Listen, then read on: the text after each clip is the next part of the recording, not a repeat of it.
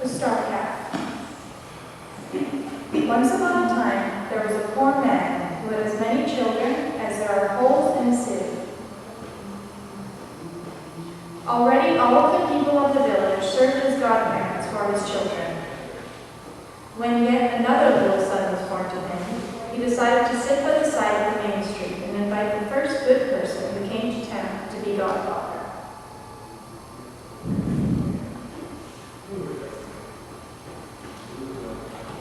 An old man in a blue coat came walking along. The poor man asked him, and he was glad to do it. He went with the father and helped to baptize the child. The old man then gave the poor man a cow with a calf that came into the world on the same day that the child had been born.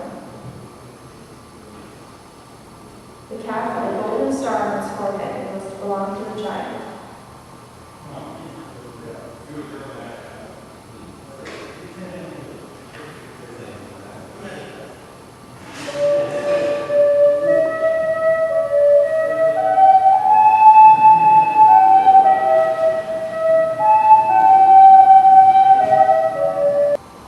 As the child grew bigger, the calf grew to be a mighty bull. Each day the boy took it to the meadow. But when they were on the mountain, the bull spoke, "You stay here and sleep while I go ahead and search for my meadow." As soon as the herdsman was asleep, the bull ran like lightning and came to the great heavenly meadow where he ate golden starflowers. When the sun began to set, he hurried back and awakened the boy, and they went home. So it went every day until the youth was 20 years old. Then the bull came to him and said, "Now seat yourself between my horns, and I will carry you to the king. Tell him you want to free his daughter and obtain from him the great iron sword, 7 yards long."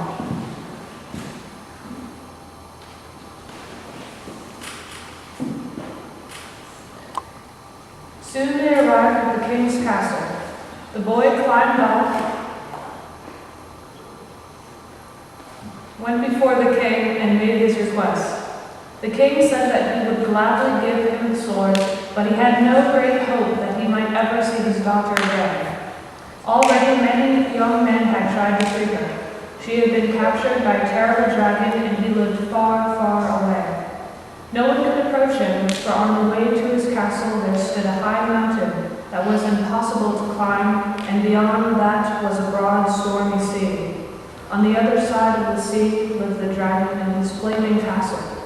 Even if it were possible for a person to cross over the mountain and over the sea, he could never pass through the mighty flames. And even if he accomplished all that, the dragon would surely slay him. The king gave the boy the great sword. Now the herdsman seated himself between the bull's horns.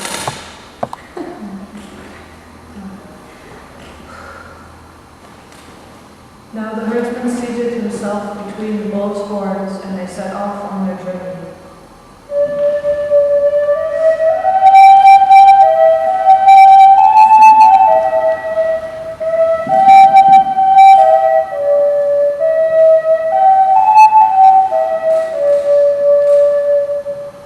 After some time, they stood before the great mountain. "We might as well turn around," he said to the bull, for he thought it was impossible to climb over the mountain. But the bull spoke, "Wait just a moment." He set the boy on the ground, took a running start, and with his tremendous horns he pushed aside the whole mountain so that they could go further. Now the bull put the boy between his horns again, and they journeyed on.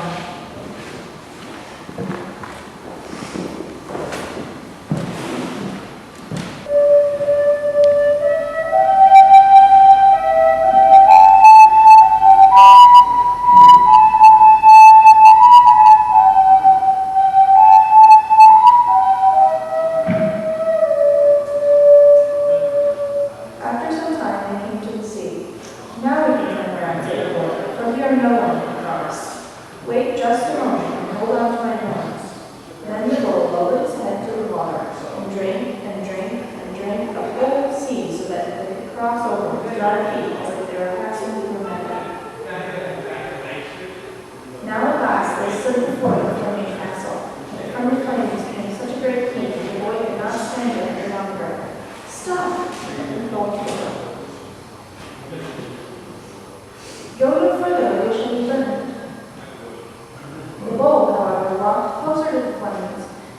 at once he spat out the seed from which he had drunk.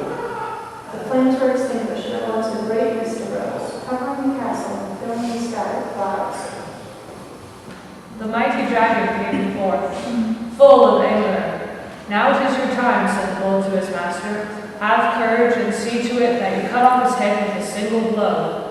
The youth gathered all his strength, picked up the enormous sword in his hands, and attacked the dragon with such a powerful stroke that he fell down dead. The animal writhed on the ground so that the earth shook. The bull picked up the dragon's body with his horns and threw it up into the clouds so that no trace of the dragon could be seen. Then the bull spoke to the youth, "My service is now at an end. Go into the castle, and there you will find the princess. Bring her home to her father." So saying, he ran like lightning and sprang away to the heavenly meadows, and the young man never saw him again. Now the youth went into the castle, and there he found the princess. She was filled with joy to be freed at last from the dreadful dragon. They journeyed back to her father, the king.